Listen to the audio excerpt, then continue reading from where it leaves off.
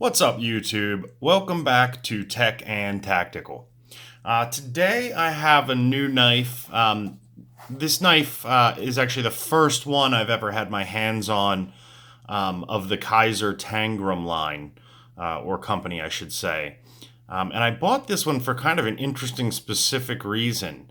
I was looking at Kaiser knives. They've got a couple of cool looking designs. They've got like that mini sheepdog that everybody's talking about. That's pretty cool.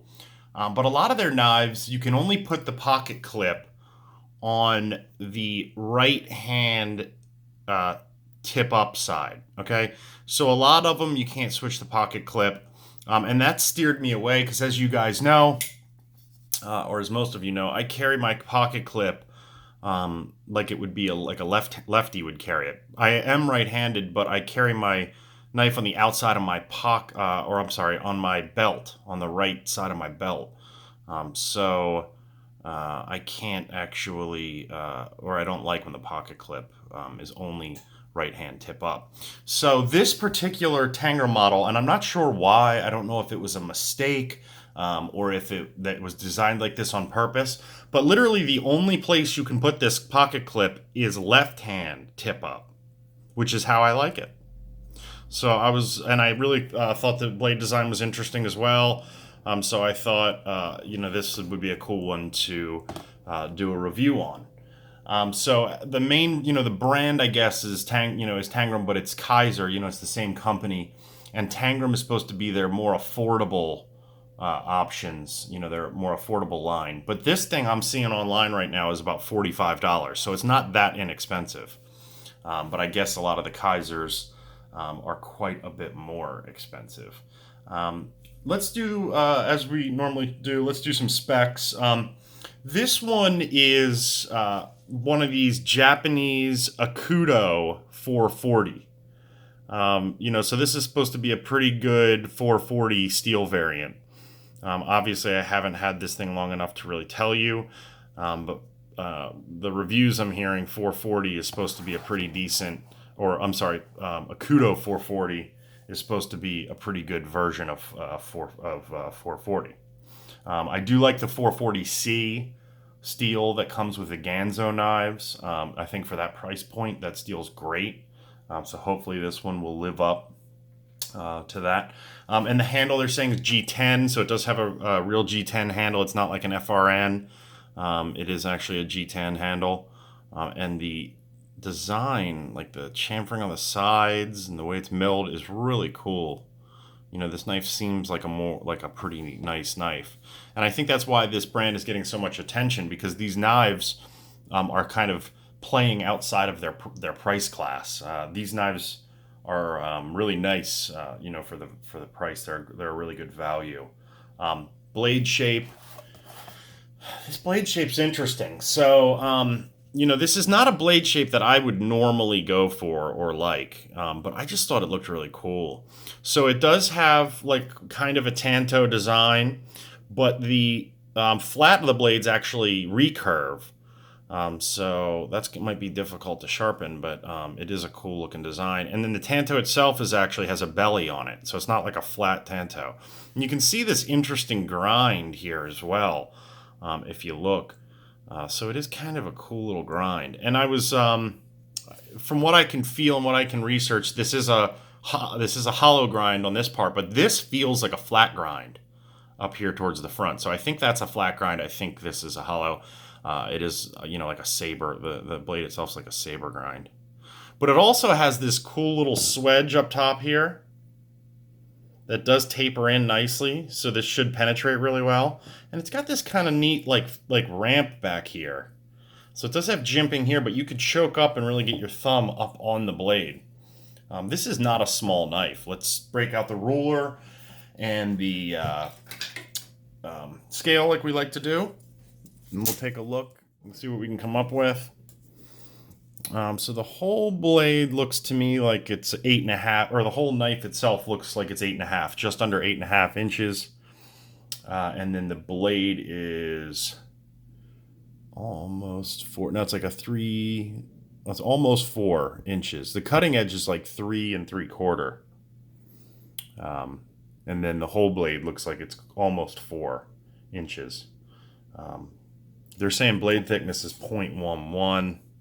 So it's not the thickest blade, but it's not thin either. Pretty good stock there. And then weight online is 4.8 ounces, but let's give that one a little check here with our trusty. Let's get it over to ounces. Do I need to tear it? No. Okay. 4.88, and online it's listed 4.86, so pretty close, certainly within the specs. So it's not a light knife, but it's not a small knife either. You know, this is a good size blade.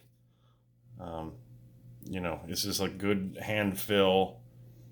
I still got some extra room on there. The blade is quite long. So, you know, that's a good size knife. Let's do some size comparisons. I was just reviewing the Brawler, the Kershaw Brawler. So it is longer than the Brawler. That's for sure. And I know that it's hard to see on camera, but I'm lining the butts right up with each other. So you can see that the Tangram is quite a bit longer. What other knife do I have that I can compare it to? Here's my little Ganzo that I love so much. But that's much smaller, you can see. So, yeah, I mean, it's a cool knife, cool design. Certainly big, though. You know, if you're not into like larger knives, you might not like this one.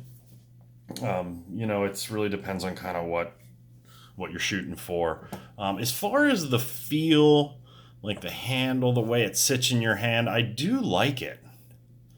It's got a good hand feel to it. The pinch grip's good, like a hammer grip's good. So it does have a good hand feel. When I first got this knife, this is something I wanted to talk about with you guys. Oh, it's designed by Kim Ning as well, if you guys were wondering. And Rumble is the name of the knife, you know, the model. I wanted to point this out. So when I first got this knife, I was disappointed with the deployment. Because if you take this tab and push it, you know, like you would a normal flipper, your finger hits this, it doesn't deploy well, it's uncomfortable, and I'd realized that you really have to kind of alter, or at least I had to alter the way that I deploy these flippers. You literally pull the flipper back, and the knife just flies open.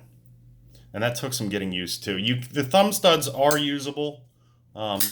Once you get the feel for them, again, unlike a normal thumb stud that I would normally push up, you actually push this one out away from the knife, and it opens really nicely. So there was a little learning curve on deploying the knife, but once I got the feel of it, it was quite nice. As far as like you know, it does kind of fall shut. It does have really good action. So yeah, really good action. But it is bronze. I mean, it's not running on bearings. It's running on bronze washers. You can't really see. This jimping is really functional, but if you use the flipper tab in a normal way, it kind of hurts. But now that I've learned to use it, I do like it. There's some jimping in the back here as well. You can see it is milled. One of the liners is milled out, skeletonized to save weight. I'm glad they did, or it would be over 5 ounces. Lock up. It's reasonable. Decent coverage. Blade centering is almost spot on. It's just slightly, I mean, it's really close. I know it's hard to tell on camera, but it's very, very close to perfectly centered. So what's in the box? Let's take a look. So it comes in one of these cool little Tangram boxes here. I do like their, the way that these are packaged. Kind of has one of these guys on it. And then you open this up. You got a little cutout cardboard knife there, which I think is kind of cool and funny. And then it comes kind of nested in here, but it comes with a little like bracelet thing and a little cleaning cloth too. I'm trying to keep all this fresh because this is just a temp knife, most likely. But I do like their packaging there. Well, thanks for coming to another episode of Tech and Tactical. Please like and subscribe. And thanks again for coming. Later on.